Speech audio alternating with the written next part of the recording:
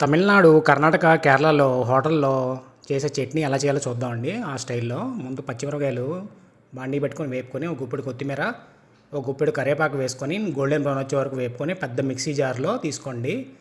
ఇది ఒక కప్పు పల్లీలు తీసుకున్నానండి. ఒక కప్పు పల్లీలు బాగా డీప్ ఫ్రై అయ్యేంత వరకు వేపుకొని అవి కూడా మిక్సీలో జార్‌లో తీసుకోండి. ఒక కప్పు పల్లీలకి పావు కప్పు పుట్నాలు, పావు కప్పు కొబ్బరి, 1.5 టేబుల్ స్పూన్ పింక్ సాల్ట్, జీలకర్ర, 2 ఎల్లుల్లిపాయలు, చింతపండు 50 గ్రాములు వేసి ఆరబెట్టుకోండి. ఇలాగ తాలింపు వేసుకుందాం.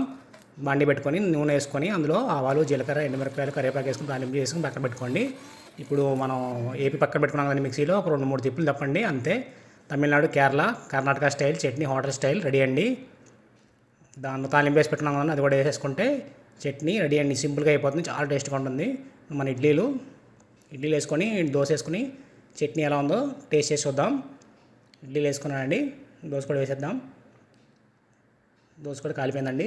దోశ కూడా పక్కన పెట్టేసుకొని విడివిడిగా ఇడ్లీలు తీసుకొని ప్లేట్లో వేసుకొని మనం చేసుకున్న చట్నీ ఉంది కదండి, తమిళనాడు, కర్ణాటక, కేరళలో హోటల్ స్టైల్లో చేసే చట్నీ అది కూడా వేసుకొని కార చట్నీ చేసాను. అది కూడా మన ఛానల్లో ఉంది, ఒక లుక్ వేయండి. కార చట్నీ, ఆ హోటల్ స్టైల్ చట్నీ మొత్తం ముంచుకొని